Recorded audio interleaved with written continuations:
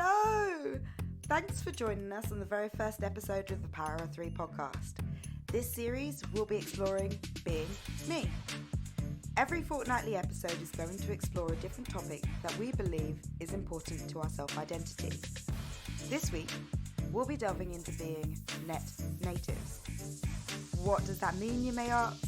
Well, all three of us were born in the early 90s, which means by the early 2000s, when the internet started to boom, we were heading into our teens. I want to know what Dad and Liam remember about the internet in the noughties and explore exactly where they feel it may have prepared them for adulthood. Let's get to it.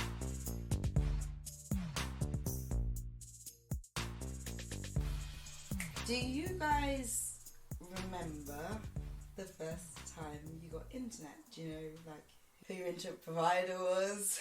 I distinctly remember because when my primary school was like behind my house, I actually saw them fit it.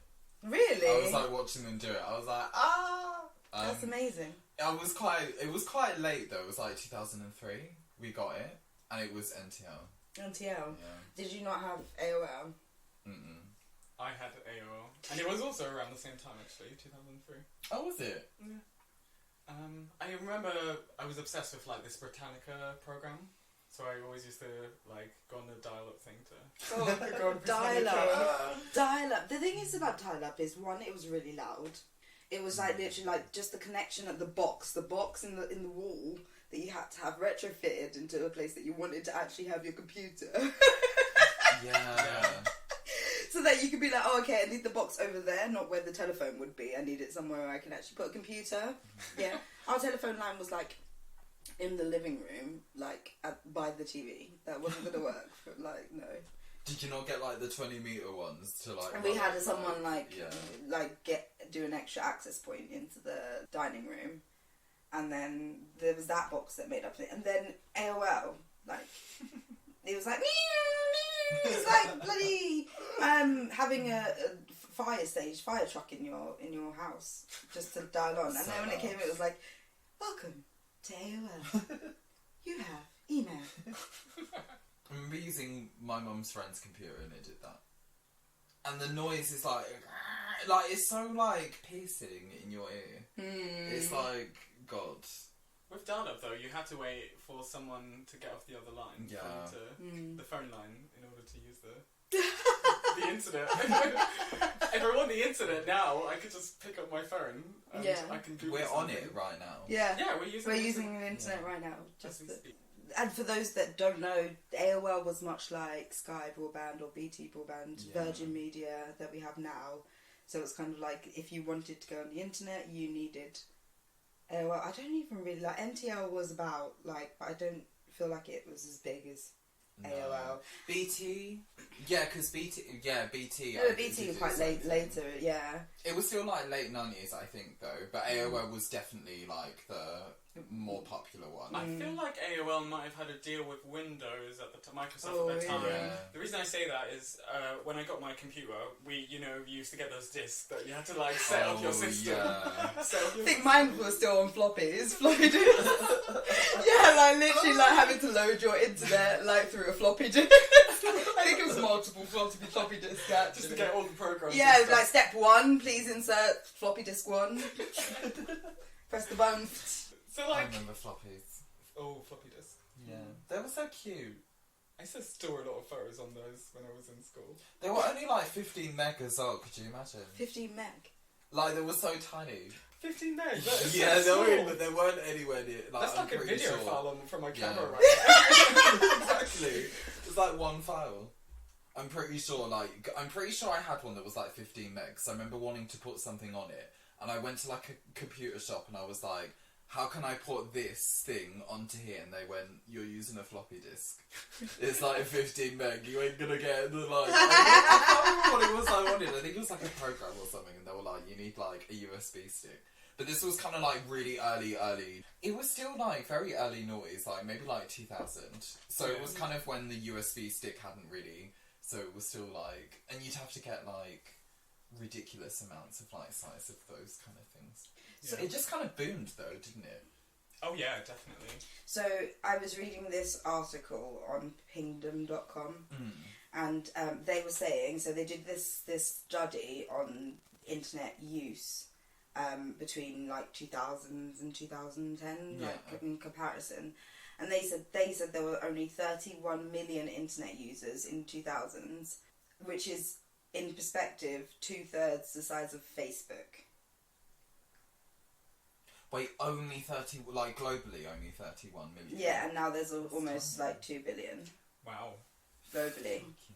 I think it was like access at the time. It wasn't easy to sort of get onto the internet at that time, and computers were ridiculously expensive. But think, look, we've it's all got so one. easy to use your phone. Like, it's literally just, and they're so cheap. You can get one for like what? I guess like £100.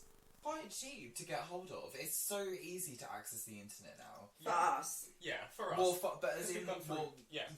Now, yes. This is like, what, 10 years later, isn't it? Yeah. But then, this is even like 10 years ago with that study, and even then it's like it boomed, and what it was saying is actually the top 10 countries of the world are actually not the most doesn't have the most users in the world. So obviously places like India and China, who have massive populations as well, they actually account for more internet users than the US and the UK or Europe. And that was in 2010. So, again, that's still probably doubled or tripled or quadrupled by now in how fast technology goes. Yeah. I mean, look at Google. Before Google, there was Ask Jeeves. Oh, Ask Jeeves, yes. Do you guys know when Ask Jeeves was founded? 1997. Well, I did have a conversation, this was again when the offices were open and the world wasn't burning all around us. But we actually was talking about this, and we were figuring out how old Ask Jeeves was, because we were no one ever uses it anymore. And I think it was 97. It was. I remember it being older than I expected it to be. I didn't think it was as old as it was. But I'm going to say 97. So it was 96, so very close. Yay! But it was that was the way that people got introduced to the internet. Do you remember? It was the first thing you do is go to Ask Jeeves to find anything. It was you want to find something, go to Ask Jeeves. And it's nothing compared to what Google is now. Google came in 98. There's a 2-year difference. They had a little time to be what are you doing? Yeah, here's how we're going to do it now.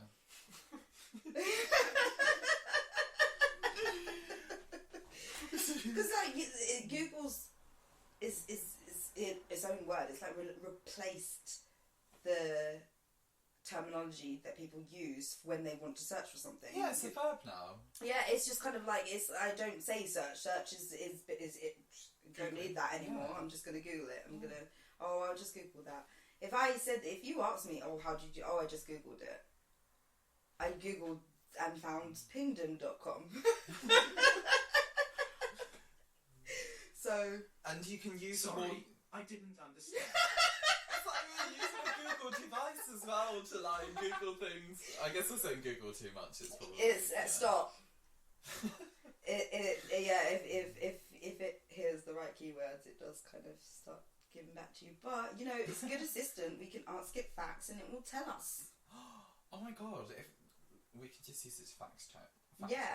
Hey Google, when was Google founded? The 4th of September 1998, Menlo Park, California, United States. Brilliant. Thanks. There you go. Cheers, mate. See, we don't need an additional researcher. We have Google. Well, yeah. So this is Google. I mean, they're a whole nother thing now, aren't they? Because with Google Home, that's not Google. That's Alphabet. Yeah. Google's the brand name, but it's not the company name in essence, is it? Although I wish Siri worked a little bit better than as good as Google does at activating itself.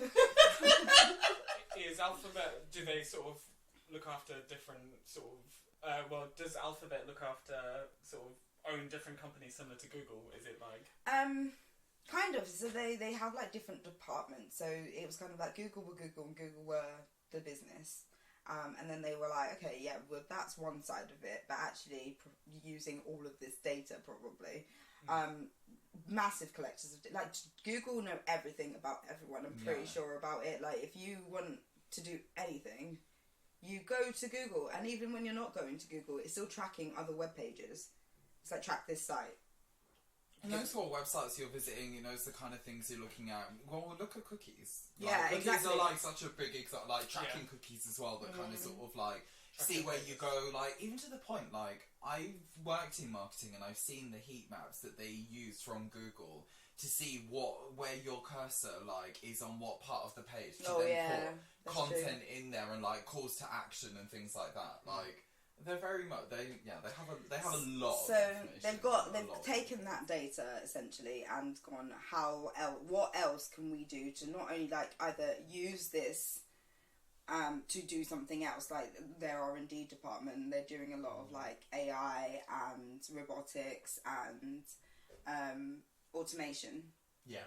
So I realised that they have the cloud platform, which I assume is a little bit like AWS. Not actually Googled it. But then they've also obviously bought other things like YouTube. Yeah. YouTube wasn't a Google company. It is now. Google used to have Google videos. Yeah. But it was the same thing is, Google YouTube. aren't scared of being like, we did this shit. And like just buying something but leaving it as is, like almost making it better. Like, I think some companies do swallow up other companies and don't quite make it. They kind of just ruin it because they kind of control it. I kind of feel like it's kind of like let it just be the case of where we pass money to each other, but let you kind of continue to do you because you were successful before. We just want in on the money. Like, that's kind of usually what a lot of those ventures are. Like, you were doing something, or you're a threat to us. Let's acquire you and gobble you up. But they were doing something that obviously you piqued your interest in the first place. I do think that is with YouTube. Like, it has stayed the essence of what it is. And you've got like a lot of like the boom of everything really through YouTube. I mean, it's just everything. And like now I really like YouTube Music, and Google have now like gotten rid of their music, like Play Music. Completely, and they're like, it's just YouTube Music now. That's your library. Makes sense, right? I mean, there's no point running two, is there? Especially if you're gonna bring in the music. But does this all seem quite natural to you guys? How do you mean? Like, does it kind of just sort of feel, I don't know, like just as normal as every other part of kind of like daily life? Like, does because I don't know, what I'm kind of trying to get at is that it's like, there's all of these things that are happening, and I certainly remember, at least being a child, if I was to be reading about these things, I'd kind of be like, this is something from a sci-fi show.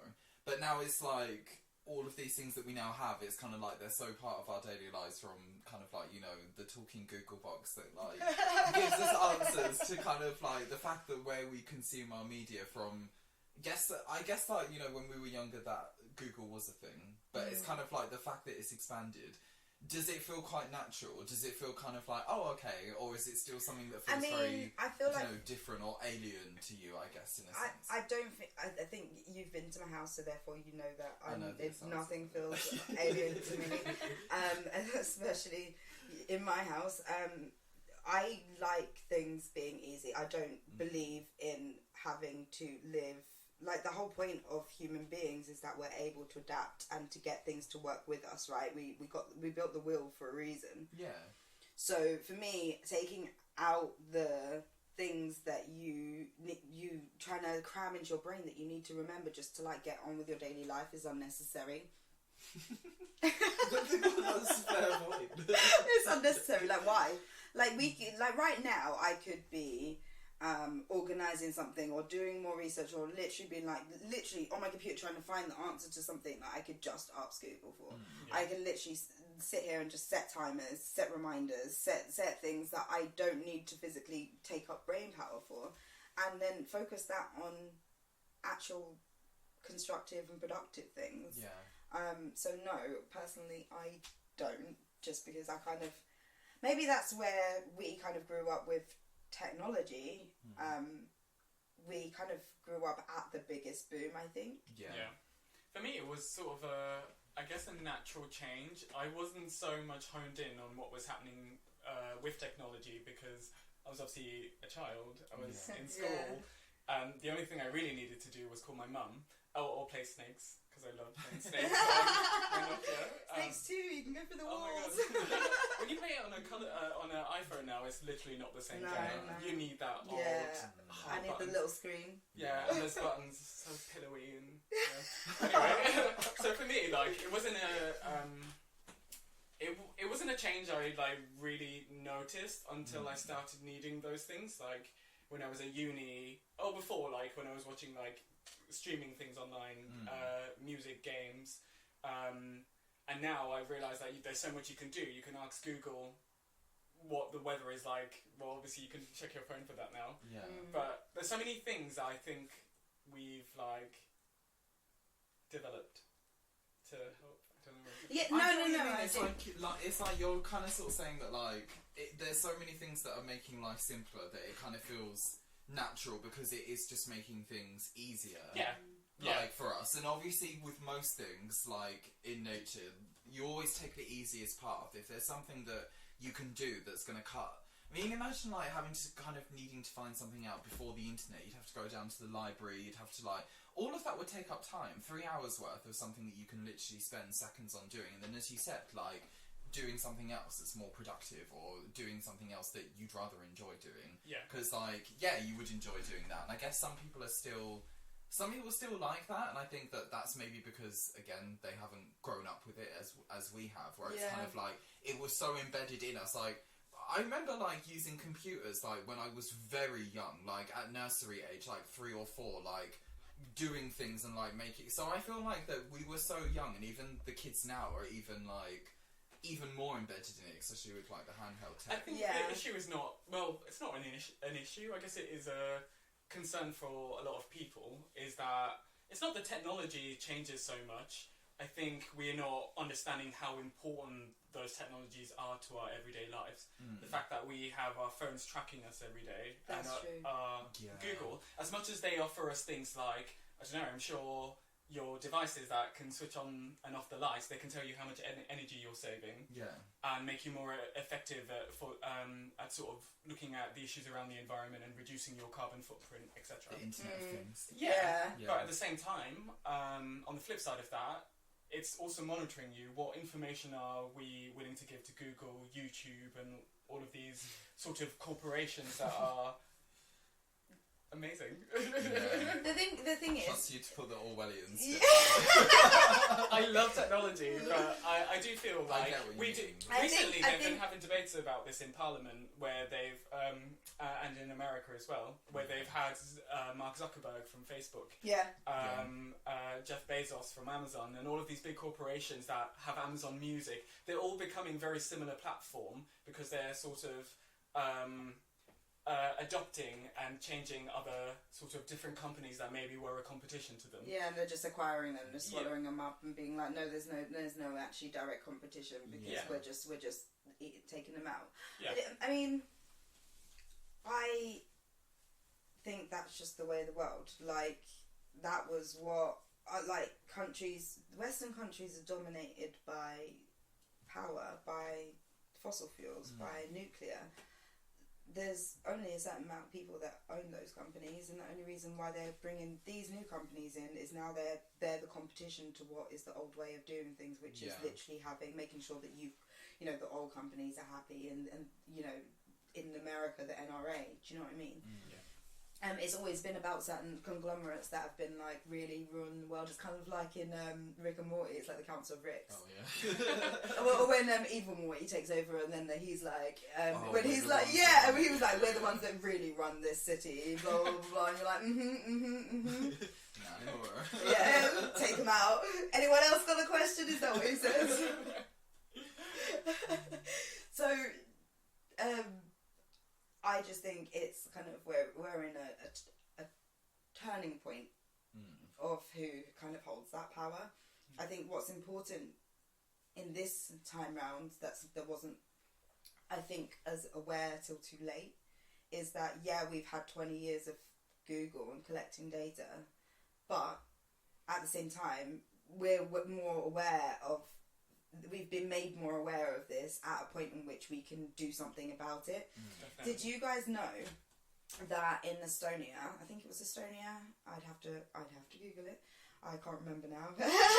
I think it was in Estonia anyway, but they're 100% digital. Their government is 100% digital. They're paperless. So, like, I'm literally, when Mo and I saw it, we were like, why have we never heard about this? Like, what? Like, if you need to apply for anything, you've got like a code. There's security measures, but like no one can steal your identity, and you can go in, you can just order your passport. Yep, done. But that makes, and it's so much more efficient. Like paper gets lost, it gets damaged, and also bad for the environment. Exactly. I mean, we don't Save recycle the trees. Yeah, we don't recycle. This is what I was saying. Like, We I'm need so the glad trees there's for no money being to used counterpart right the carbon dioxide that we're pumping out into the keep the trees. Yeah. But moving digitally, in terms of like for me, like texting is like I speed text just because again we grew up in the generation that, don't get me wrong, but moving from buttons to screens was a transition for me. It was a bit for me. I could use the 1 to 0, the 1 to 0 to 9, should I say, to send any message without looking. Yeah. Couldn't do that with touchscreen. But for me, like MSN, using MSN and talking with my friends was, I think, what taught me to type so quickly. Like, you couldn't be in a group message. Like, there wasn't like, it's kind of like what we were saying about iMessage now. I know that Apple are going to sort this out on the next update, but it's kind of like replying to a message in a group conversation. When we're having a conversation, you say something up here, we say something it's not easy to do. Like in WhatsApp, you can reply. You had to get in quick if you wanted, so you learned to like type really quick. Did you guys? It taught me how to touch type. MSN. Yeah. Like, I literally, because it was one of those things where like it would kind of be like you'd be in a group chat and so many people would be talking, or even if you're just talking with one person, it was just kind of like you'd be having a conversation so quickly that it was just like, if you were just sitting looking at that, you're missing the things that are coming in. So that means you might need to like kind of sort of change your response or whatever to kind of keep up with it. It was so good for stuff like that. And even I feel like the fact that now at work currently I'm using a program that pretty much is just MSN but for work. As in what? Yeah, like everyone has it. Like Google Meet, Google Hangouts. Sorry, is on your thing. Teams. Slack. And I'm just like, this is what we've been made for. Like, this is how we got introduced to internet of life. Like, I do worry a little about like social media. So I got out of social media for maybe 5 years. As you guys know, I didn't really use social media at all, like in that period of time. Yeah. But I remember back in high school or secondary school, my friends forcing me to get MySpace. So MySpace was founded in 2003. Wow. 2003? Yeah. That's actually roughly when I started going online. Yeah, that's what I mean. It was like the time in which you started like spending your own time on the computer. Yeah. Without your parents being like, you have an hour and then you're going to bed. Like quizzes and like have like different songs like playing when people went on your profile. Yeah, it was just like your Facebook page, but nothing else. Like you just visited people's pages, and you could like do the little box things that you could like have a scroll of your pictures. Yeah. I used to love that stuff. I wish MSN.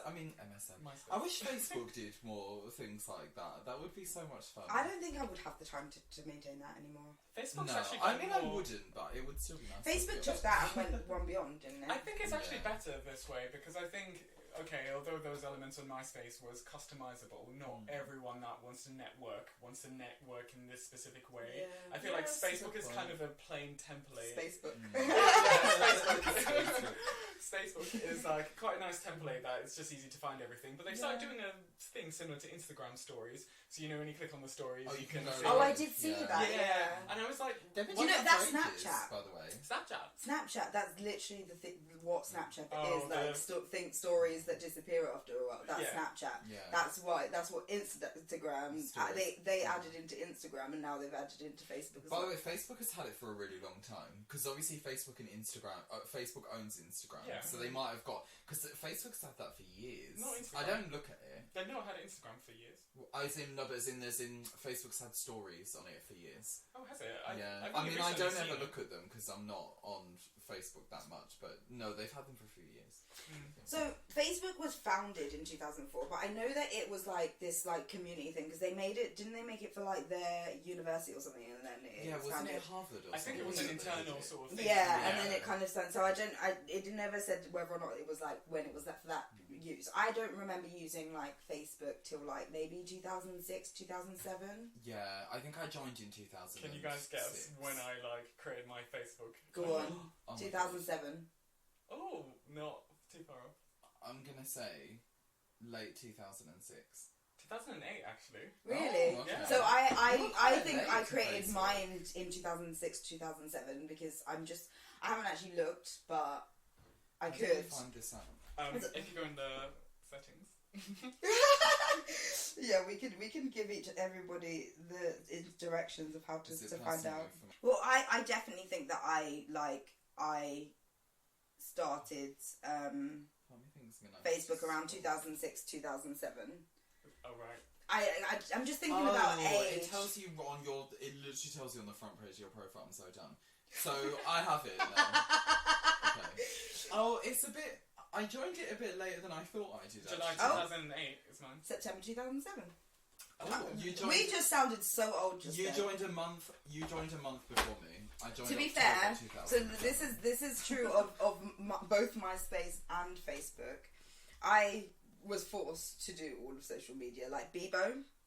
Oh my god, Forced. I used to love Bebo. I never really used it. Like I had a lot I of used more cousins. MySpace, and then like my friend sat me down in the like library at school. The computer. It wasn't really a library. It was like a computer school, computer section. Yeah. They didn't have any books. It was just like, and they sat me down and was like, signing up now. This is your Facebook account. Use it. The thing that was really popular in my school was High Five. High five. Yeah. I have an account somewhere floating around. I had that as well. Do you know when that came out? Ooh, that'd be interesting to know. 2000. I never actually used it. I don't think. I'm gonna say actually. I use High Five more than Bebo. I did as well. 2004. 2000 and I'm gonna say 6. 2003. Oh, okay. But again, like I feel like some of these, like MySpace was like 2003, Facebook 2004, but we never used Facebook till like 2007, 2008. Yeah. So I feel like there was opportunity for other people to kind of slide in before Facebook took over the world. But there was that, and then the thing that I think MSN actually introduced, and then you kind of mentioned it with like Bebo and stuff like that, was like the internet games, like online gaming. Yeah. Farmville massively made people like flock to Facebook to play. My mum didn't know how to really use a computer until she created a Facebook account to play Farmville. Literally just It's play so Farmville. addicted. My mum used to sit there and like I'd be wanting to go on the computer. Not only would she be on it, but then she'd be like, "How do you think my farm looks?" And it's like, "Love, just get off the computer. I love you." You were playing this for hours. She was like, literally, like, she used to make me.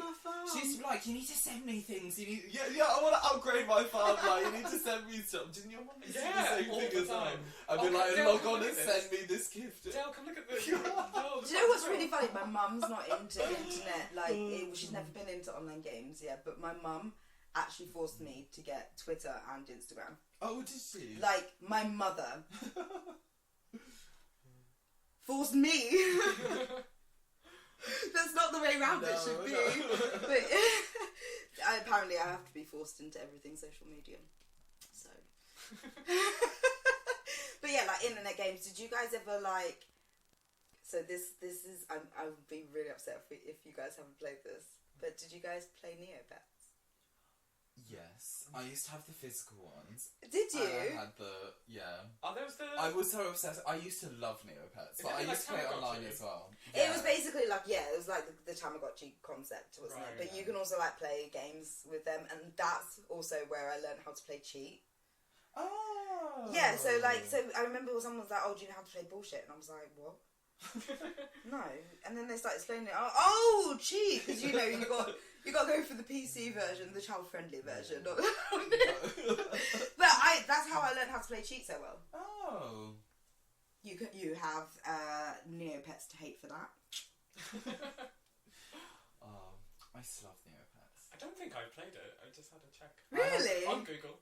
So I had like 2 physical ones that were like, I never had and they any did physical things, ones. and then so you had like the little figurines that like did stuff, but then you also then had like this little egg thing that you could get, and you opened it up, and it was like a Tamagotchi on one side, and on the other, it was kind of like the mini version of the thing you got, and then you could like move it around, and it would do. It was so cute. It was like. To me, I thought it was like the most state-of-the-art thing. I think that's showing our age gap.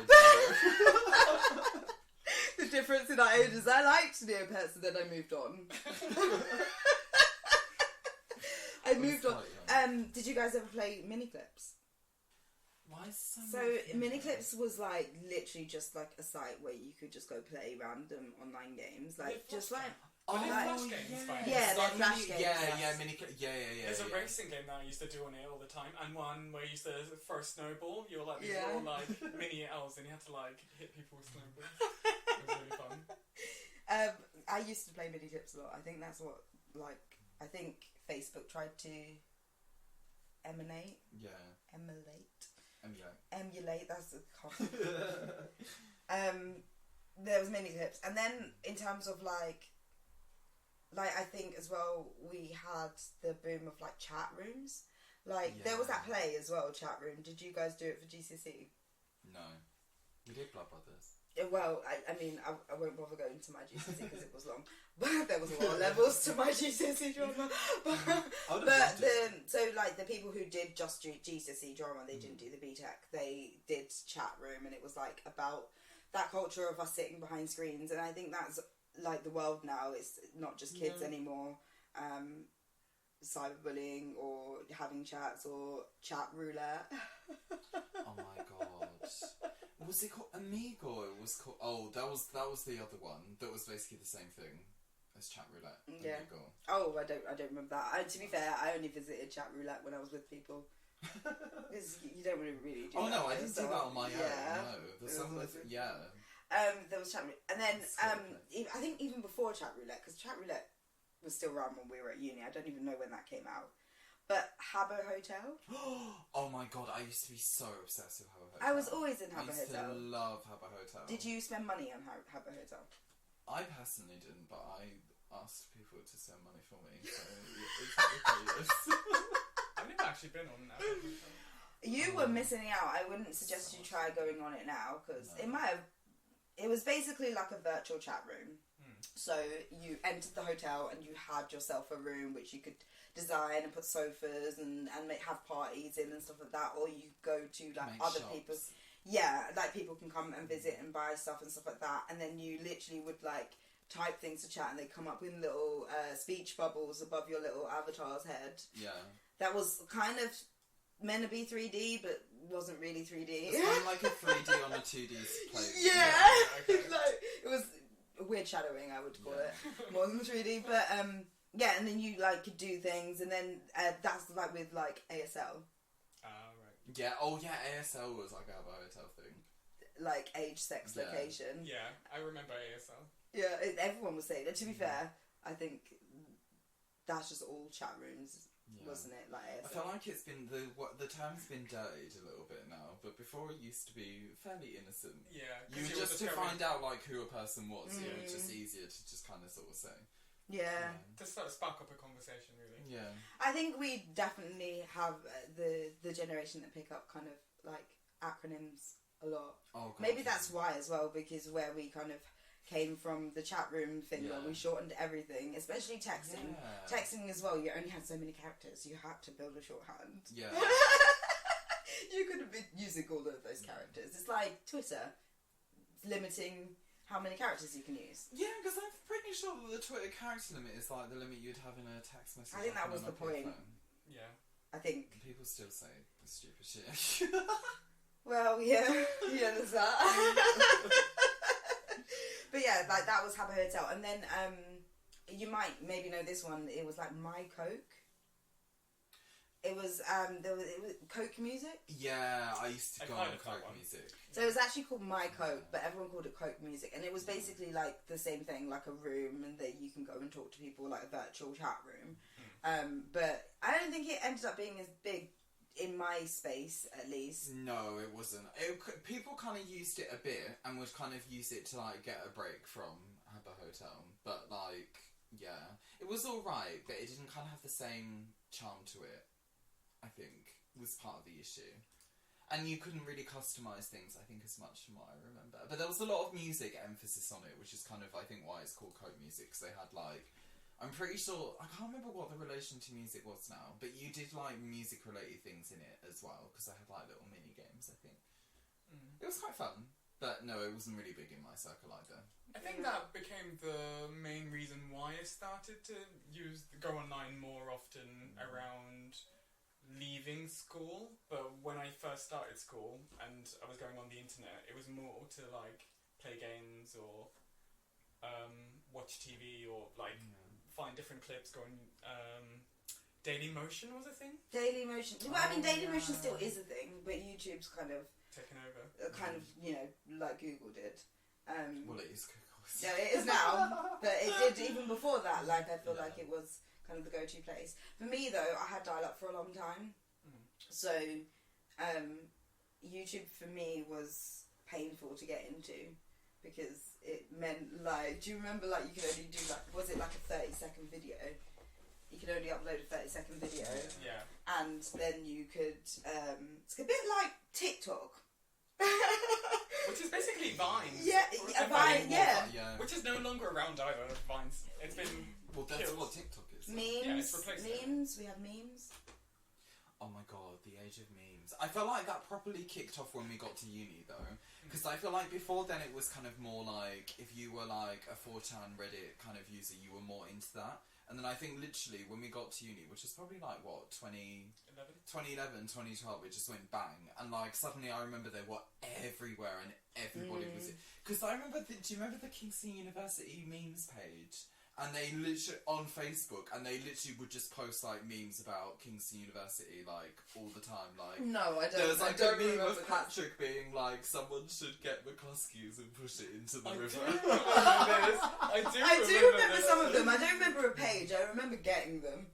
Yeah, they were so funny. Yeah, there was like someone did a whole Facebook page and was just like posting them, like the ones that appeared. They were so funny. Scooter Granny had her own page as well. She did, yeah. I mean, I don't know if she knew she had her own page, and for everybody else, Scooter Granny. We called her Scooter Granny, but it was in an endearing way. Oh like, yeah, she was a celebrity. She was like literally the biggest thing out of Kingston University to everyone who was currently there, and she was a patron. She had like 3 degrees or something like that. Yeah. She like worked for the BBC in like when she was. I can't like, even really actually remember her real name, but she used to literally like be on a push scooter. Yeah. And just you'll see her like scooting herself down the road to the shops. I don't even know where she was going, but she was just epic. You just spot her on her little like scooter. She just like whizzed down the road. Yeah. And I'm guessing, although she was hip in a way that she had picked up on scooters, I'm not sure she would have made it in her like 80s to find her Facebook page. Why are you saying that though? I have relatives that are like pushing their 80s that are like on Facebook scrolling, sharing things. I go home sometimes. I go to see my Gmail, and I have walked into a room and seen my Facebook profile picture or something someone's tagged me in, printed and on the wall. Oh, that's so sweet. And I'm like, Gmail, you stalk me so much. Like, why are you stalking me? Like, sometimes I see that she's done something, and if I happen to have been on Facebook on the computer, which is very, very, very rare. I'll be like, Gmo, are you still talking to me? She's like, what did I do? She's like, what did I do? And I was like, oh, you did this, but she doesn't understand what it was that she did. And it's hard to tell, like when you're like not together. But yeah, she uses Facebook more than I do. Yeah, it's I think what that shows is how important technology is to so many different people. Because I guess for people that are maybe older than us, technology obviously came in a bit late. So they're not necessarily using it in the same way that we are by, just quickly Googling. Well, they might quickly Google the answer to something, but they might not be streaming. They might not be, I don't know. My grandma finds the Trinidad news on YouTube, and she'd be watching that. Sometimes she'd be sending YouTube videos, and I'm like, Gmo, how did you figure it out? I'm proud, but I need to know how this actually happened. I want to know that process. Yeah. And I think it's like interesting that technology is used by so many different people for different things. So like my elder relatives, for example, they would check on how we're doing. They would comment and stuff. But that's the way they connect with us, because we're not always on the phone, if that makes sense. The fact that I've got a mobile phone and I can see whether or not my great grandma, which is still alive, whether or not she is she's liked something, or she's written a comment on something, or she shared something with me, and I can do that instantaneously. Yeah. Back in 2003, when I was using the internet for the first time, although we had chat rooms, it was talking online. It wasn't in the same way. It was always you had to be sitting at a computer by your desk and spending a good couple of hours on it because your internet may not work later on. Now you can access the internet any second. It's really sweet now how the internet is kind of. I got what you were saying about how the internet kind of when you was first using it was about kind of chat rooms, and when you were connecting with people, it was kind of connecting with new people. But I feel with Facebook and stuff now, especially Facebook actually, it's kind of you can keep up with people that are literally hundreds of miles away. The fact that at any time you can have a look and see what your great grandma has been up to during her day. She decides to post that in the same way, vice versa. You can keep up with people without having to kind of sort of call them and stuff, which obviously is also easier now because of the internet. But I think it kind of helps you connect with people or form deeper connections with people that you wouldn't have necessarily been able to when the technology was newer. Yeah. If that makes sense. Yeah, for sure. That is definitely the biggest thing about all of this, isn't it? Connectivity and how we can do things that we couldn't do before, like working from home. Yeah. That would never have worked before. Especially the amount of people who are using Zoom now. My grandparents using Zoom is not something that they thought that they would need to learn. Yeah. You know what I mean? There's a lot more people who are okay, I'm going to find new ways of being connected. Even WhatsApp before that was a way for people to connect with nieces or nephews that still lived in a different country or something like that, and you can have a conversation like you were saying. So I completely agree. Yeah. It definitely has that broad spectrum of usefulness. Yeah, it's got a broad appeal as well, because everyone's obviously everyone's using technology in the way that we are, in terms of phones, the internet, everything's sort of instantaneous.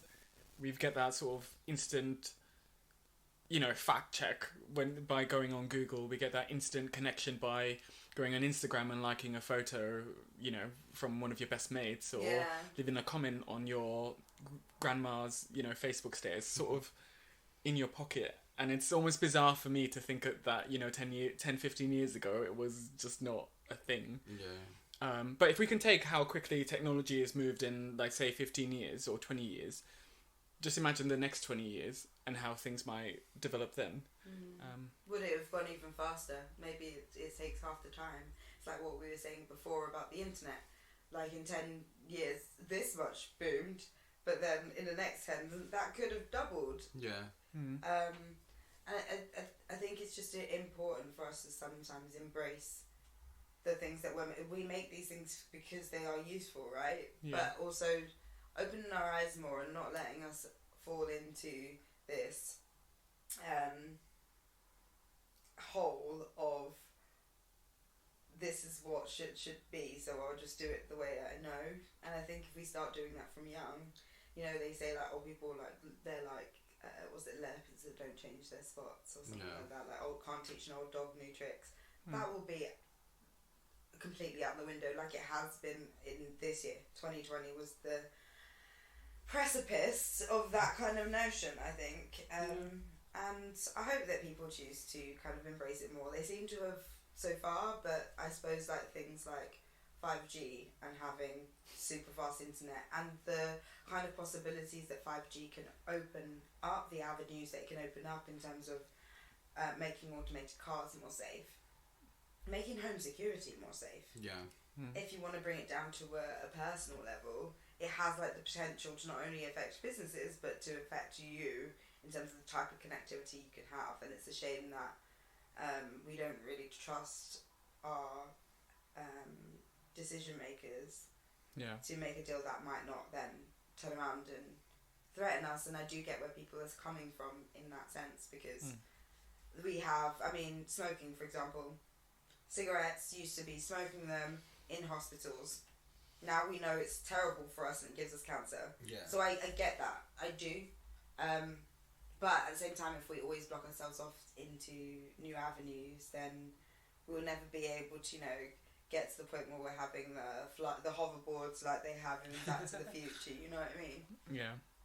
And I think some of it as well is about making those technology more accessible. So making it more, like, obviously if the community requires that, like, I'm thinking about places that may be a bit more remote where the internet is a bit patchy, like making sure that you've got, because we're so reliant on these technologies and I think and these different ways of connecting.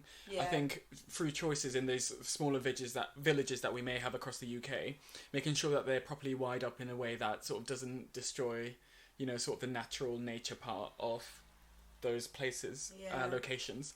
And yeah, making sure people can connect and make sure people have access to this wonderful utility that we have, which is essentially the internet, and also other technologies like mobile phones and yeah,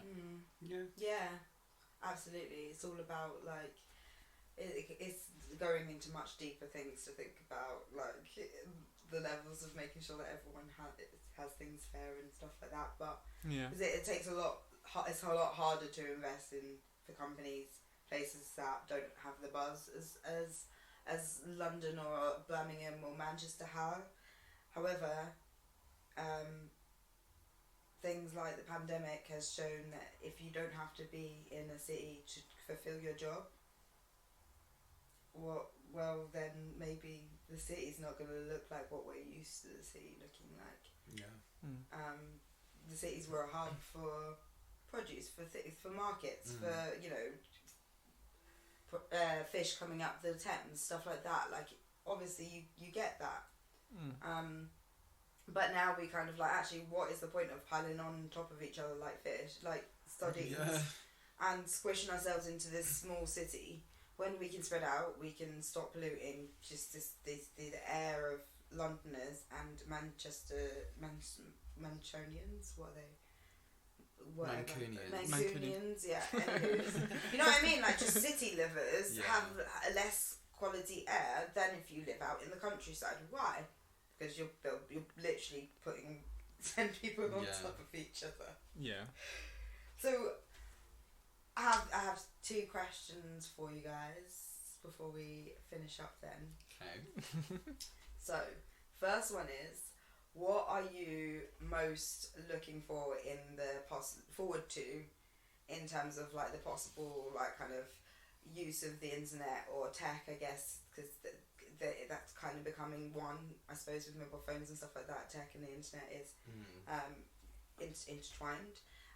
And the second question is, what do you feel like from your experiences that we've spoken about today, and like the things we used to do on the internet and the social media, MSN, something like that. It could be anything that you feel like is most kind of maybe attributed to kind of skills that you use quite frequently today, maybe in the workplace, maybe at home. Like, how was that kind of fed into your now? I'd say what I want to see is like kind of like technology, but technology you can control with your mind.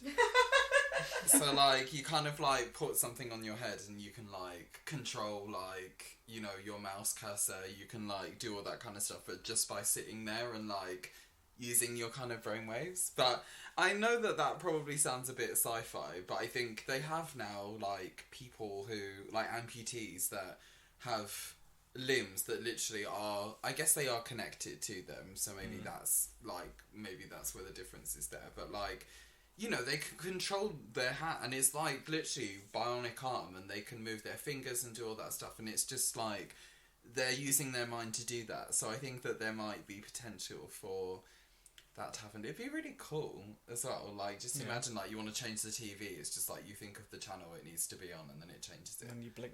Yeah. You don't even need to move. No, You it's just just like. that'd be good for people who are like paraplegics and stuff like that. I do believe that I someone told me about this on the weekend, but I haven't actually like looked it up. But Elon Musk has been doing something with pigs, a chip in pigs' brains that like is basically like looking to do that, like so I guess they would have to start human trials. But yeah, he just inserts this thing he's been raving about, and I've been meaning to look it up, but I haven't yet. But yeah, just so you know. I think that is very much possible. Yeah, because I think what it does is like gets the electrical signals and it just passes through a chip. Yeah. That basically just processes that. Would you do that? Ooh. I mean, Not I to don't my want to brain. be anybody's guinea pig, no. I would want to do it on my brain, but I feel like if it was some sort of tech that replaced a bit of my If I body. was missing a limb, I would want to do it. Yeah. But I feel like at the moment, that's just me being lazy. Yeah. Then it helping me, do you know what I mean? Yeah. So I probably wouldn't want to be eager enough to start a trial or do it at its current stage. Yeah. But I would be up for it eventually after it's like mass market, something like that. Yeah. I'd be up for trying it. It'd be jokes. You want to make sure it's safe first. It doesn't give you like a brain bleed or something. I don't know. Don't want that. Turn you into a zombie. Or... Maybe that's how it starts. It'd be It's like the these iPhone chips. from people. Oh my god. And what would you say the thing is that you've found most useful or used more often, or was turned into something that you benefited from the skills you learned using that software? I mean, like MSN. Like I used to be on MSN like all the time. And thinking back, I probably think it was supposed to be like for professionals to use, but I have a feeling that teenagers took it over and made it into their own thing. I think so too. But like, it's kind of like we use that technology now. Obviously, it won't, like, especially with COVID. The fact that, I mean, to be fair, we used it before because we used to work with people from South Africa, so it's, and still do. So it's kind of like, I mean, you had to. You can't really like travel to South Africa for one meeting. It's a bit like well, it's tough. But yeah, it's kind of like, because where I've been so used to kind of using that technology, and it taught me how to touch type MSN. Yeah. I think it's kind of that. It's just like the fact that I've been so used to, even from when I was like really young, like doing stuff with technology. Like I was the kid in the neighborhood that people would ask to fix the computer, and I wouldn't really know what I was doing. I'd just kind of get in, experiment, and like. And it would work, and it would just be like, okay, because I think sometimes people are a bit resistant to technology, whereas I think if you just kind of sort of delved into it and just experimented with it for a little while, I think it would be less scary, because you'd kind of sort of see how it works, like in the nuts and bolts thing. So I'd just say, definitely the fact that I was an adventurous child with it, but also I used it an awful lot. And I think it's really helped, especially now with COVID and with like reliance on Teams and all of that kind of stuff. It's like I was using that to talk to my friends like 15 years ago. Like this is just like the same. This is difference. child's play. Yeah, exactly.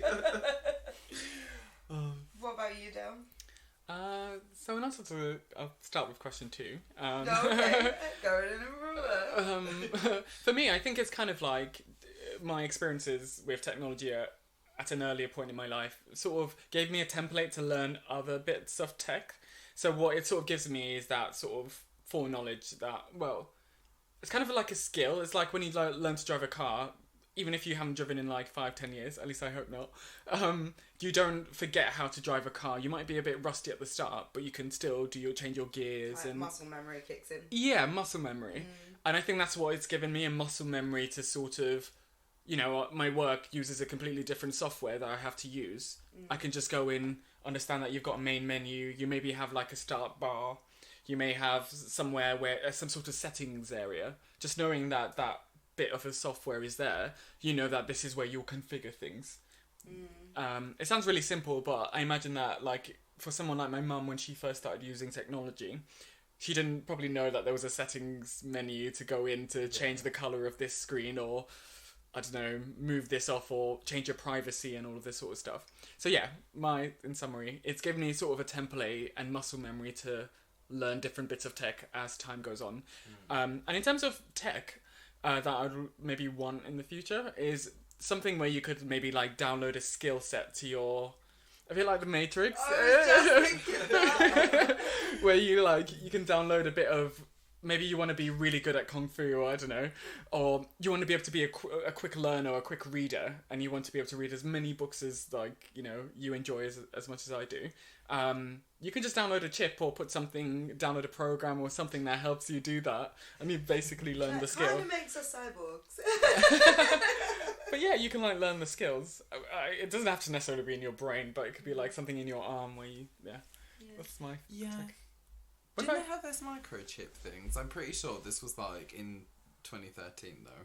Whether you could put like a patch on you and it did something, and it was like a chip, but I can't remember what it did. So it might be like coming. Honestly, I feel like that I shouldn't have even said that because that was not helpful. It did not describe it. It's just like, I would chat that statement. Oh, that's doing What about you, actually? So, I would say I'm most looking forward to... I wouldn't mind a robot. I mean, people are already embracing it. I wouldn't mind a vacuum cleaner robot that just does its thing. Who wouldn't? Wish it could tax stairs, but we'll get there. They were just like, for me, endless possibilities, and I suppose sometimes I'm a bit further into the converting my life into tech than other people are. Yeah. So I know that there are things like the foldable phones that look amazing, and I knew that they were coming out like ages ago, but there was this dog that people have that's a robotic dog. I can't remember who has it. I saw it on this YouTuber's page. It's MKBHD. He was doing a review of literally an electronic dog. It was great. Wow. It would run, it would walk, and it would just follow you. Like you could use it on a remote. It was great. It was great. It sounds like K9 from Doctor Who. I think that's amazing, and it's so much cheaper than having a dog. You know what I mean? Yeah. People, if you can't afford it, have a robot one. Be fun. It's yapping too much or destroying your carpet. Just switch Well, off. Just like sleep. Yeah. Commands really do mean command. Like literally, command mode, and then you like speak some code, and it will like change a setting or something like that. But so yeah, it's just like the kind of the endless limitations no limitations, the endlessness of the opportunities that they can do with robotics and stuff like that. I think that's quite cool. And I'd love to see more of that. Don't even get me started on smart home, because there's a load of things I want to happen that just need to happen already. And one thing that I've learned, I would say, or find most useful is the ability to kind of multitask into it. Like, I bet you there's not as many people than people like around our age that have as many tabs open as we do.